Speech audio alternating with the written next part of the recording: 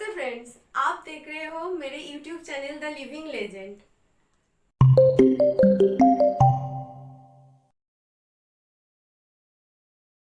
भारत में खगोल शास्त्र के सूत्र हमें ऋग्वेद में देखने को मिलते हैं। वैदिक काल में भी कई खगोल शास्त्री हुए हैं, जिनके ज्ञान को ही बाद में वैज्ञानिकों ने आगे बढ़ाया। आर्यभट्ट के अलावा भास्कराचार्य, जिनका जन्म 1114 ईस्वी में और मृत्यु 1179 ईस्वी में हुआ था। बौद्धयान 800 ईसा पूर्व, ब्रह्मगुप्त ईस्वी सन 598 में जन्म और 668 में मृत्यु, और भास्कराचार्य प्रथम 600 से 680 ईस्वी भी महान गणितज्ञ और खगोल शास्त्री थे। आर्यभट्ट के नाम पर ही अंतरिक्ष में छोड़े गए एक भारतीय उपग्रह का नाम भी है। महान गणितज्ञ और खगोलविद आर्यभट्ट के बारे में जानिए सब कुछ। आर्यभट्ट का जन्म ईस्वी सन 476 में कुसुमपुर, वर्तमान पटना में हुआ था। ये सम्राट विक्रमादित्य द्वितीय के समय हुआ था। इनके शिष्य प्रसिद्ध खगोलविद वराहमिहिर थे। आर्यभट्ट ने नालंदा विश्वविद्यालय से शिक्षा प्राप्त कर मात्र 23 वर्ष की आयु में आर्यभट्टीय नामक एक ग्रंथ लिखा था। इनके इस ग्रंथ को प्रसिद्ध और स्वीकृति के चलते राजा बुद्धगुप्त ने उनके नालंदा विश्वविद्यालय का प्रमुख बना दिया था। आर्यभट्ट के बाद लगभग 875 ईस्वी में आर्यभट्ट द्वितीय हुए, जिन्होंने ज्योतिष पर महासिद्धांत नामक ग्रंथ लिखा था। आर्यभट्ट द्वितीय गणित और ज्योतिष दोनों विषय के आचार्य थे। इन्हें लघु आर्यभट्ट भी कहा जाता था। ने ही सिद्धांतिक रूप में ये सिद्ध किया था कि पृथ्वी गोल है और उसके परिधि अनुमानतः 24,835 मील है और ये अपनी धुरी पर घूमती है, जिसके कारण रात और दिन होती है। इसी तरह अन्य ग्रह भी अपने धुरी पर घूमते हैं, जिनके कारण सूर्य और चंद्र ग्रहण होते हैं।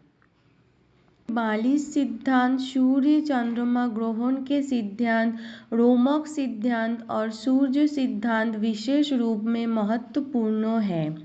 आर्यभट्ट द्वारा निश्चित किया वर्षमान टॉलेमी के तुलना में अधिक वैज्ञानिक है। आर्यभट्ट के प्रयासों द्वारा ही खगोल विज्ञान को गणित से अलग किया जा सका। सबसे पुराना ग्रंथ आर्यभट्ट का है। आर्यभट्ट ने दशमलव प्रणाली का विकास किया। उन्होंने सबसे पहले पाई की कीमत निश्चित की और उन्होंने ही सबसे पहले साइन के कोष्ठक दिए। गणित के जटिल प्रश्नों को सरलता से हल करने के लिए उन्होंने ही समीकरणों का आविष्कार किया, जो पूरे विश्व में प्रख्यात हुआ। एक के बाद ग्राहक शून्य जैसे संख्याओं को बोलने के लिए उन्होंने नई पद्धति का आविष्कार किया। कई संशोधन संवर्धन किए और गणित ज्योतिष का आर्य सिद्धांत प्रचलित किया। वृद्धावस्था में आर्यभट्ट ने आर्यभट्ट सिद्धांत नामक ग्रंथों की रचना की। इस ग्रंथ में रेखागणित, वर्गमूल, घनमूल जैसे गणित की कई बातों के अलावा खगोल शास्त्र की गणनाएं और अंतरिक्ष से संबंधित बातों का भी समावेश है। आज भी हिंदू पंचांग तैयार करने में इस ग्रंथ की मदद ली जाती है। पर भास्कर प्रथम ने टीका लिखी। भास्कर के 3 अन्य महत्वपूर्ण ग्रंथ हैं: महाभास्कर्य, लघु भास्कर्य एवं भाष्य। खगोल और गणित शास्त्र इन दोनों क्षेत्रों में उनके महत्वपूर्ण योगदान के स्मरणार्थ भारत के प्रथम उपग्रह का नाम आर्यभट्ट रखा गया था। विविध ग्रहों के दूरी के बारे में बताया है। ये आजकल के माप से मिलता जुलता है। आज पृथ्वी से सूर्य की दूरी लगभग 15 करोड़ किलोमीटर मानी जाती है। इसे AU या एस्ट्रोनॉमिकल यूनिट कहा जाता है। इस अनुपात के आधार पर निम्न सूची बनती है। बुध आर्यभट्ट का मान 0.375 AU, वर्तमान मान 0.387 AU। शुक्र आर्यभट्ट का मान 0.725 AU, वर्तमान मान 0.723 AU।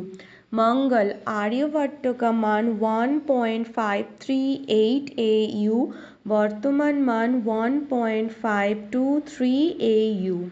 गुरु आर्यभट्ट का मान 4.16 AU, वर्तमान मान 4.20 AU।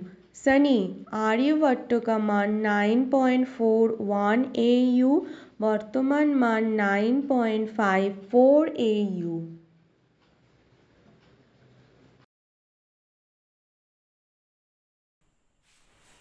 तो आज के लिए इतना ही। मैं फिर से आऊंगी आपके पास एक सुंदर कहानी के साथ। Thank you. प्लीज फ्रेंड्स, मेरे वीडियो को देखिए, लाइक कीजिए और सब्सक्राइब कीजिए और कमेंट पे बताइए आप कौन सी लेजेंड के बारे में सुनना चाहते हैं।